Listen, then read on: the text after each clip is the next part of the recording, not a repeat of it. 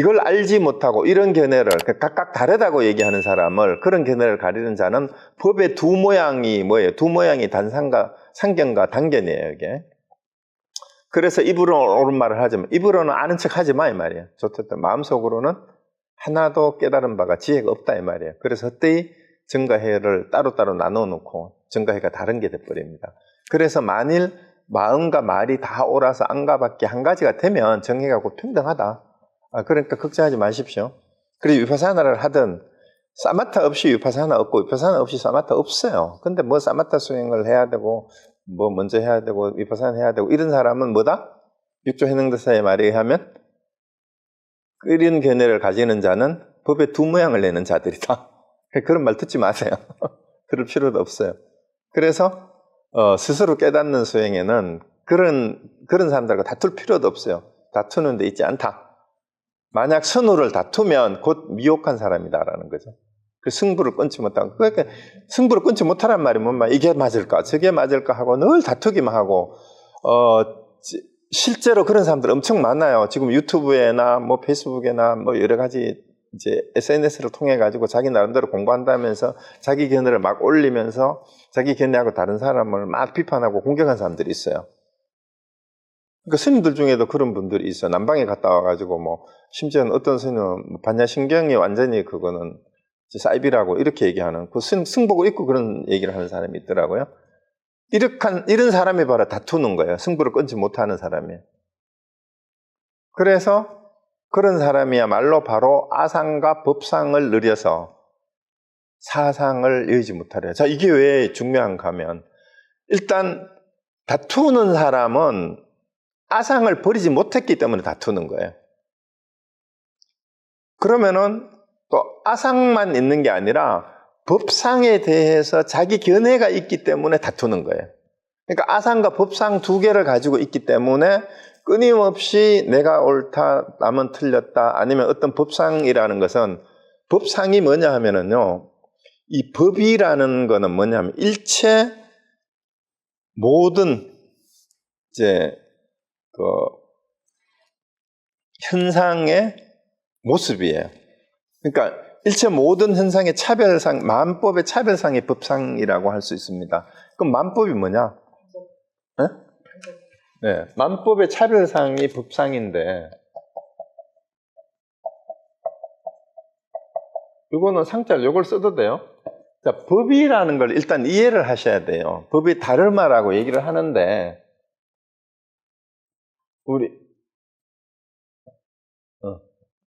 그러니까 우리 불교인들은 법 그러면은 일단 제일 먼저 떠오르는 뜻이 뭐예요? 법.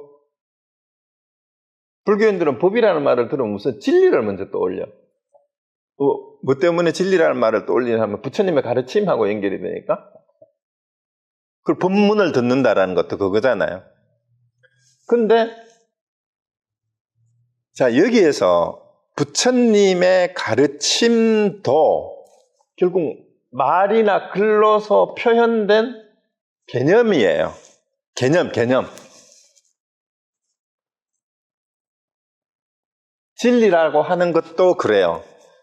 그래서 진리조차도 상이에요. 자, 이런 얘기를 하면은 지난주 달마대사하고 양무제의 대화를 떠올리시면 돼요. 어떤 것이 성스러운 진리의 첫 번째 뜻입니까? 라고 물었을 때 확연무성이라고 달마대사가 그랬다라는 거 여러분 다 아시잖아요. 그 말이에요. 법이다 진리다 하는 것도 일단은 개념이에요. 우리 언어로 표현된 또 문자화된 개념이잖아요. 근데 이 진리라는 말을 듣고 진리라는 말을, 낱말을, 개념을 가지고 뭐뭐를 진리라고 한다라고 개념 규정을 하잖아요. 개념 규정. 낱말이니까, 글자니까, 뜻이니까. 이 뜻이 뭐뭐다라고 개념 규정을 하게 되면 개념 규정을 영어로 뭐라 그래요? definition이라 하죠. definition.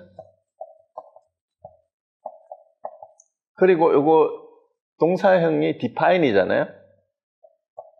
define은 개념을 정의한다라는 뜻도 있지만 제한한다라는 뜻도 있잖아요. 그러니까 제한이라는 말이 뭐냐 하면은 개념 정의를 해버리면은 그 뜻이 한정이 된다라는 뜻이 한정이. define 된다 이 말이에요. define이 된다라는 얘기는 한정이 된다는 얘기가 하나의 틀에 갇힌다라는 뜻하고 똑같은 거예요. 뭐뭐다, 뭐뭐다라고 개념 규정하는 순간 따옴표 안에 들어와 버려요, 이게. 그러면은 이게 상이 돼버려요. 그게 법상이에요. 그러니까 부처님의 모든 가르침, 모든 용어가 다 똑같아요. 사성제, 사성제니 팔정도니 삼십칠 조도품문이 일단 부처님이 말씀하신 내용이라 하더라도 뭐뭐다라고 개념 규정을 하면은 그것도 법상입니다. 그런데 이 법상이 실제 한다, 이것을 실체시하는 걸 법상이라고 그래요. 그런데 부처님의 법문조차도 방편일 뿐이에요. 사성제, 팔정도, 37조도품도 뭘 위한 방편이에요? 진짜 깨닫기 위한. 그럼 깨달으면 뭐예요? 깨달음도 방편이에요. 깨닫는 게 뭐냐라는. 그래서 깨달음이라고 하면은 깨달음이 아니다. 이런 말도 안 되는 말 같은 걸 자꾸 하는 이유가 법상에 갇히지 마라라고 그런 얘기를 하는 거는데 왜 그 말을 왜 하냐? 인간이 의사소통을 해야 되니까 그렇게라도 말을 해서 법을 전하기는 전해야 되는데 법이라는 걸 법이라 하는 순간 법상에 갇혀버리니까 말을 들었으면은 그거는 버려라. 우리 흔히 하는 말로 손가락으로 달을 가리키면 모든 법은 뭐예요? 손가락이에요, 손가락. 진짜 봐야 되는 걸, 그걸 통해서 달을 봐야 되는 거예요. 물론 달도 법이야. 또 달이 뭐냐 하면은. 그래서 그것을 벗어나라고 인간이 가진 언어와 사고의 한계를 넘어가기 위해서 말 없는 말, 길 없는 길, 이런 말을 어쩔 수 없이 하는 거예요. 그래서 법상은 뭐예요? 아상은 더 설명을 안 해도 돼요. 내가 있다라는, 나라는 것이 별도로 따로 존재한다라는, 아토만이라는 것이 따로 존재한다라는 생각이 아상이잖아요. 그래서 아상과 법상이 있으면은 사상을 예의지 못한다고. 이게 왜 중요하냐? 사상을 떠나지 못하면 왜 안 되느냐? 일단 금강경의 사상이에요. 금강경에 나오는 사상이 뭐냐면 금강경에서는 사상을 가진 자는 사상을 가지면은 대승보살이 될 수 없다. 대승보살이 아니다. 이런 얘기가 자꾸 나와요. 이게 그럼 대승보살이 뭐길래 사상을 가지면 대승보살이 아니냐? 그럼 대승이 뭐예요? 소승은 뭐고? 소승불배가 초기불교, 남방불교고 그런 뜻이 아니에요. 소승은 이제 우리가 여기 아상과 법상을 가지고 얘기하면은 아공, 법공을 알지 못하고, 그러니까 나도 실체가 없고 법도 실체가 없다라는 걸 알지 못하고 아상에 떨어지거나 아니면 나는 없다라는 거, 무아는 알았지만 법을 실체시하는 거. 그래서 아공법유라고 얘기를 해요. 그 수준에까지밖에 못 미친 상태를 소승이라고 얘기하는 거예요. 그 수준을. 그러니까 부처님의 가르침조차도 실체시하면은 안 된다. 왜냐하면은 실체시하는 순간 그게 뭐가 돼버려요? 아까 얘기했죠. 데피니션을 하면은 이게 더 나아가서 신념이 돼버리면은 이게 뭐가 됩니까? 모든 종교는 이게 발전하면, 교리적으로 발전하면은 교리는 독트린이 돼요. 독트린이 더 발전하게 되면 도그마가 돼요. 요즘 말로 하면은. 도그마가 법상이에요.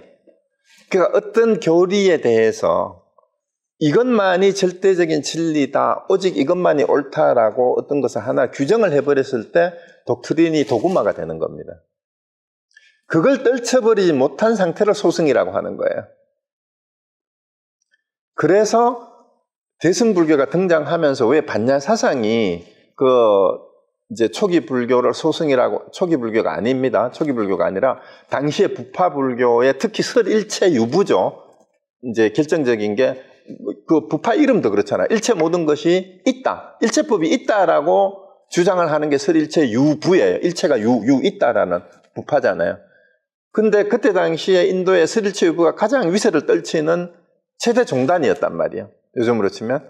그래서 이거는 부처님의 초기 불교하고의 가르침하고 무아나 재행무상이나 재본무아의 뜻에 어긋난다. 그걸 지적한 것이 반야사상이에요. 그래서 그거는 소승이다. 그래서 대승이라는 의미는 아공, 법공일 뿐만 아니라 나중에 공마저도 공해야 된다라는 말 하나 더 붙였잖아. 그러니까 공이다 하는데도 공을 또 실체시하는 사람들이 생겨. 공이다 하니까. 그래서 그것마저 넘으신 사람들이 대승이고, 그러니까 보살은 또 그럼 뭐예요? 보살, 대승보살. 사상을 이해하지 않으면 보살은 뭐 하는 게 보살이에요? 대승불교에 와서 보살이 개념화돼, 실체화라기보다 보살이 일종의 이제 중생구제의 주역으로 떠오르는데, 보살은 우리가 알고 있는 말 그대로 자기의 뭡니까? 깨달음, 열반을 제쳐두고라도 중생 구제를 우선시하는 수행자라는 뜻이잖아요. 그렇다면 보살의 의미는 뭐냐 하면은, 왜 그러면 보살이 대승불교에 와서는 이제 대승보살이 같이 붙여 있느냐? 아상이 없으면 중생과 부처, 수행자와 성속의 구분이 없어요. 근데 부파불교의 수행자들은 성속의 구분이 있었잖아. 그리고 수행자들이 아라한이 되는 걸 목표로 하고 제가와 그 수행자들에 대한 이제 엄격한 분리가 있었다면, 지금도 남방불교에 가보면은 제가 신도들하고 스님들하고는 같이 밥도 안 먹잖아. 그런 것들이 부처님의 원래 가르침에 어긋난다. 제가 수행자든 아니든 모든 사람이 불성을 가지고 있고 부처가 될 수 있다. 깨달으면은 된다. 그것을 알려주고 그 안에서 모든 중생 안으로 들어가서, 그 보살이 우리 설하지만은 보살들이 간센보살이든 문수보살이든 거지 모양으로도 나타나고 아낙네 모양으로도 나타나고 뭐 변신을 하잖아요. 이 변신을 해서 나타나는 게 아니고 노인이 되기도 하고 거지도 되기도 하고 아낙네도 되기도 하는 게 아니라, 우리 삶 속에서 부딪히는 아낙네든 노인이든 거지든 농부든 모든 사람이 다 부처와 다를 바 없는 사람이다라는 것을 보살이라는 이름으로 보여주는 것일 뿐이에요. 그러니까 여기 뭐예요? 절대 평등한 마음을 가진 사람이 대승보살이에요. 내가 앞서서 중생을 구제하는 사람이 아니고 우리 중생들의 모습으로가 아니라 우리 중생들이 원래 보살이다, 원래 부처다라는 생각을 가진 사람이니까 그런 사람이 아상이 있을 수가 있어요? 법상이 있을 수가 있어요? 없죠. 그래서 사상을 가진 사람은 대승보살이 아니다라고 얘기하는 이유가 왜 중요하냐, 금강경에서. 그리고 왜 대승불교냐. 우리 모든 사람이 불성을 가지고 있고 모두 다 부처다. 이것을 실천하는 사람이기 때문에 사상을 가지면은 이게 안 되는 거예요. 왜? 그러면은 진정한 의미의 불법을 수행하는 수행자가 아니기 때문에 그래요. 그래서 대승불교에서 대승불교의 금강경의 금강경의 핵심이 뭐냐? 상을 버리라, 상을 버리라. 금강이라는 의미가 뭐라 그랬어요? 벼락이나 번개라는 뜻이라 그랬잖아요. 그리고 이제 깨부신다라는 뜻이에요. 금강경의 원래 뜻이.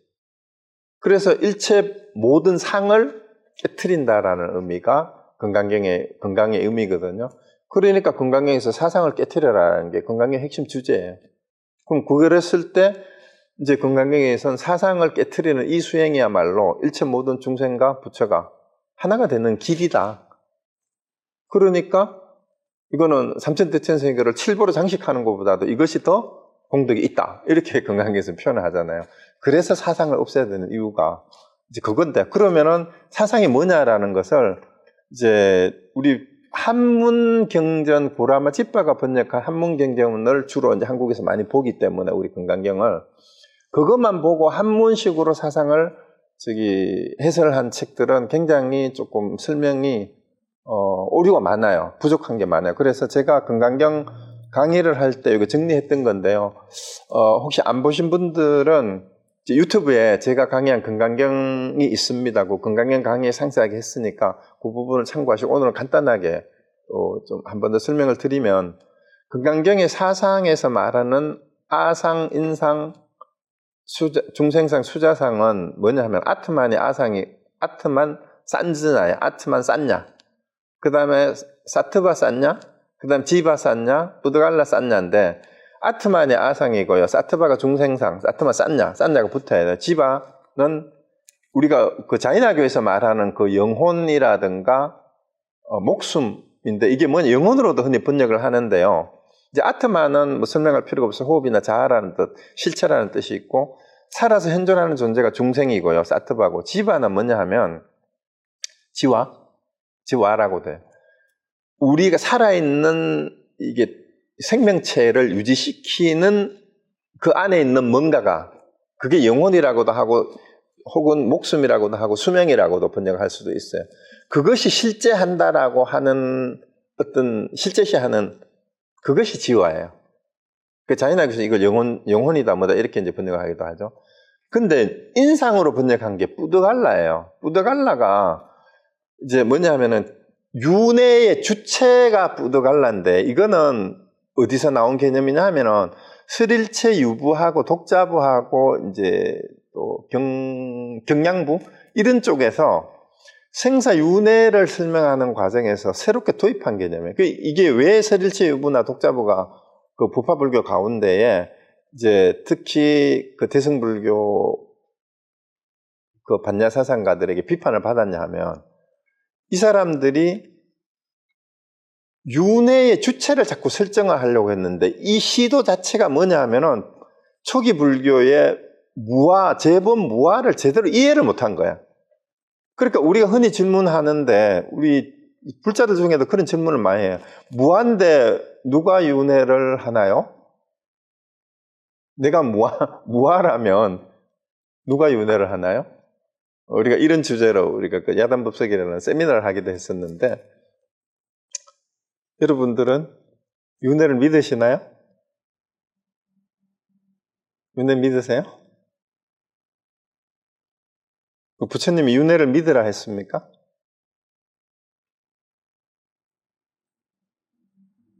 윤회를 벗어나라는 얘기를 했는데, 자, 여기서 윤회도 정확하게 이해를 하셔야 돼요. 윤회가 뭐냐 하면, 깨닫지 못한 사람들의 끊임없는 욕망이 굴러가는, 욕망을 통해서 살아가는 이 모습이 윤회예요. 우리가 일체유심조라는 말을 가지고 생각하면, 깨닫든 깨닫지 못하든 지 생각대로 세상을 규정하면서 살아가는데, 마음을 쓰는 것이 남을 죽이려고 하고 못된 짓을 하면은 그게 바로 지옥이에요. 남을 미워하고 죽이려고 하는.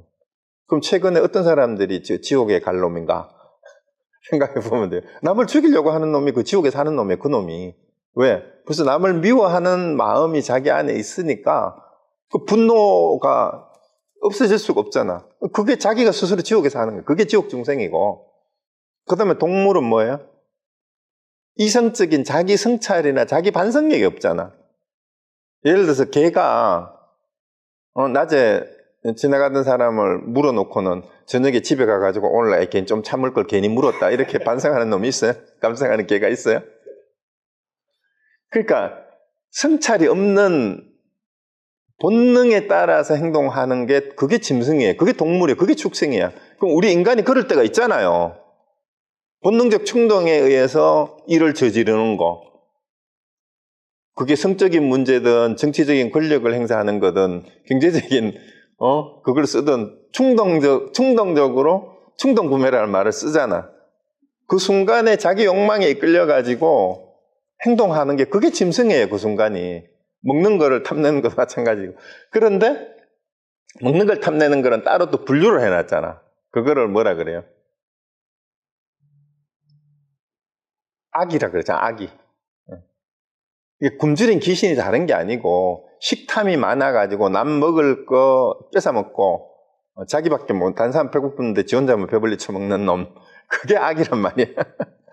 다른 거 아니에요. 그러면 우리가 지옥 중생, 짐승, 악이 주변에 아니면 본인이 그럴 적이 있어요, 없어요? 그게 윤회예요. 그 다음에 아수라는 뭐예요? 아수라는 끊임없이 지 잘났다고 싸우는 거, 자기 주장 계속하는 거. 저도 지금 제 주장을 강하게 하고 있잖아요. 이게 지금 아수라예요. 아수라는 다른 게 아닙니다. 어떻게든 자기 주장을 관철시키려고 하고 자기가 잘났다고 승부욕이 많은 사람이 아수라입니다. 그럼 하늘 중생은 그나마 이제 모든 게 좋은 게 좋다라고 생각하고 이렇게 이제 그런 거는 좀 가셨지만 그래도 여전히 중생은 중생이에요. 그래서 우리가 그리고 우리가 아무리 나쁜 놈이라도 때로는 진짜 애가 우물에 빠지는 거 보면 구해주고 싶고, 막 아픈 사람 쓰러져 있으면은, 뭐 부축해 주고, 요 때는 이 하늘 중생하고 똑같은 거야.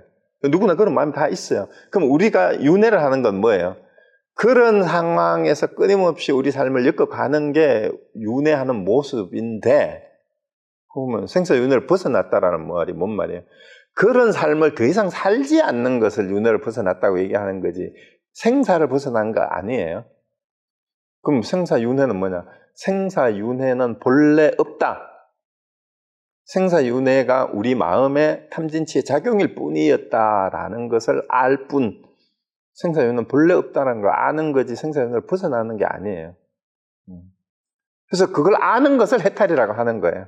그래서 이제 요건데, 뭐 얘기가 좀 길어졌는데요.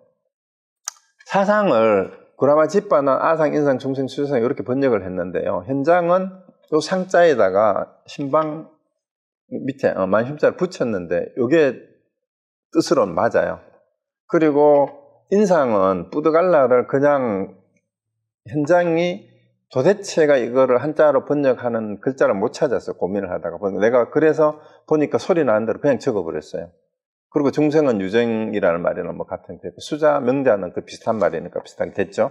근데 아까 말씀드린 뿌드갈라가 바로 스릴치브에서 주장한 윤회의 주체예요. 근데 이거를 인상이라고 번역을 해놓고 한자 경전만, 구라마집바의 경전이 지금 우리가 보는 경전이잖아요. 이것만 보고 내가 있다는 생각, 혹은 사람이 있다는 생각, 아니면 뭐 남이 이걸 나와 남으로 또 번역을 하는 사람이 있어요.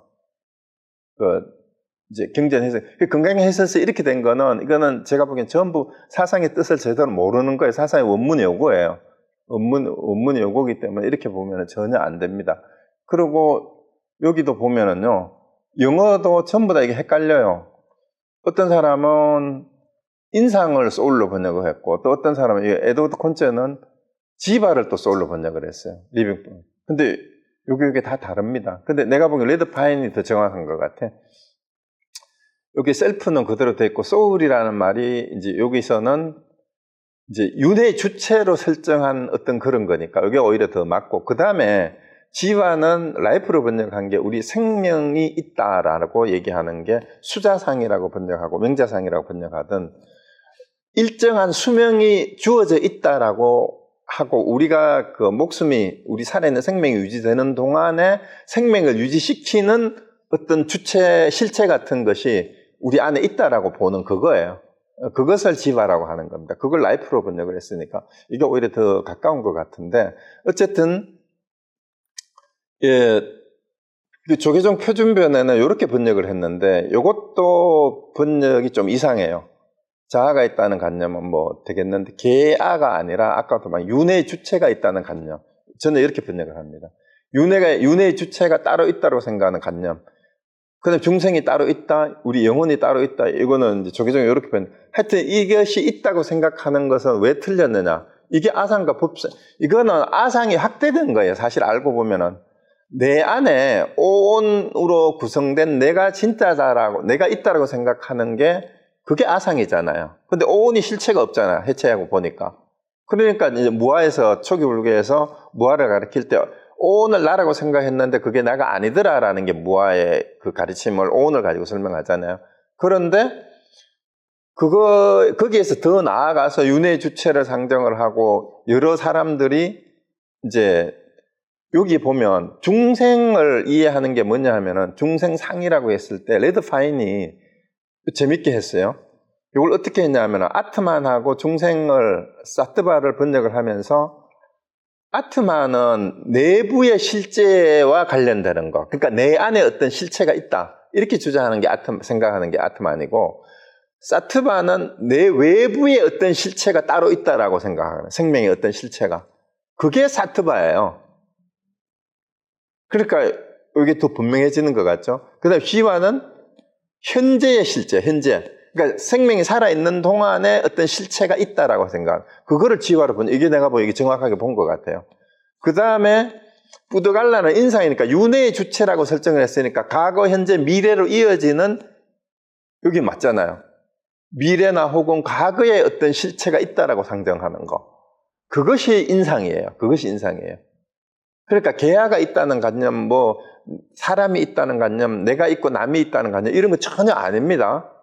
그거는 이제 한문 뜻만 보고 이제 산스크리트 금강경의 원래 취지하고는 전혀 관계없는 해설이니까 그렇게 된 금강경 해설서는 제가 보기에는 금강경의 뜻을 제대로 이해하지 못한 것들이 많아요. 그러니까 그런 것들은 보지 마세요. 폐기시키는 게 나아요. 그래서 요거 사상에 대해서 분명히 이해를 하시면 왜 그러면은 요런 게 있으면 그 대승불교의 보살이 아니냐. 이제 금강경은 그걸 계속해서 반복하고 있잖아요.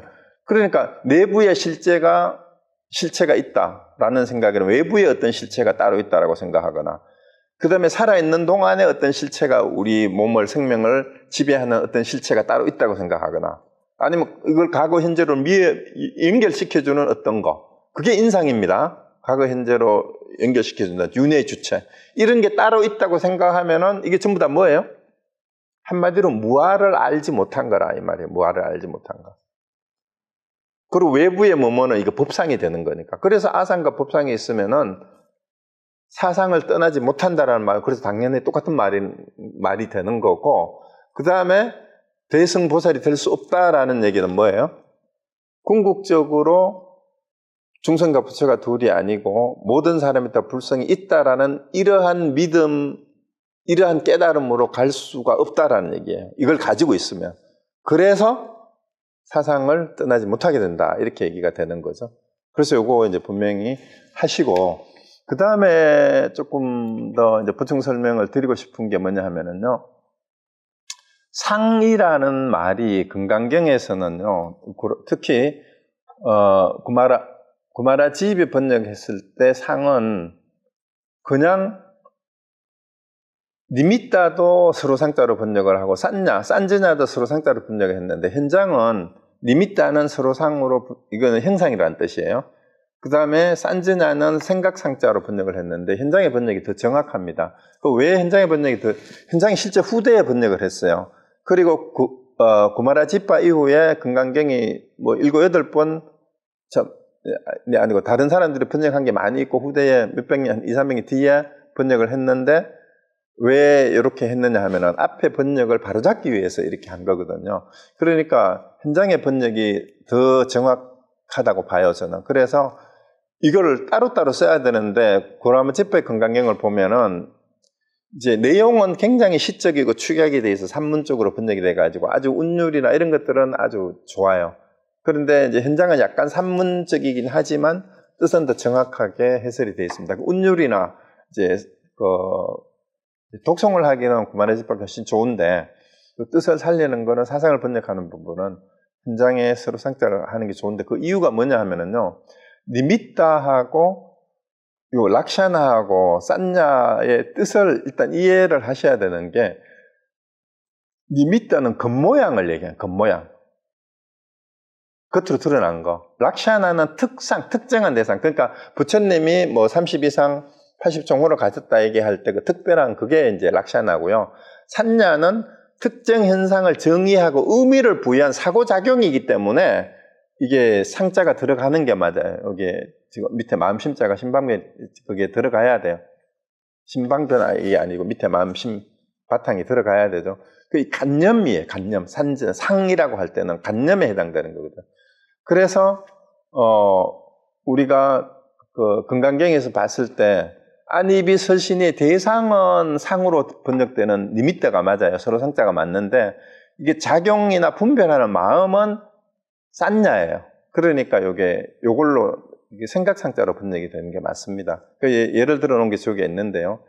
여자가 여자다워야 된다, 남자가 남자다워야 할 때 이걸 이해를 하셔야 돼요. 여자라는 건 형상으로 겉으로 드러난 모양, 일단 니미따예요. 여자답다라고 남자답다라고 뭐뭐답다라는 거는 여자는 여자라는 특정한 어떤 모양, 여자는 여자로서의 특별한 모양, 남자는 남자 특별한 모양, 이것은 락샤나예요. 근데 산냐는 뭐냐 하면은 그렇게 해야 된다라는 어떤 관념을 가지고 이거를 규정을 하려고 할 때는 산야가 되는 거예요. 그리고 보시하는 생색을 내는 것도 보시는 행동이잖아요. 니미tta인데 생색을 내는 거는 거기에다가 의미 부여를 한 거니까 이게 산야가 되는 거예요.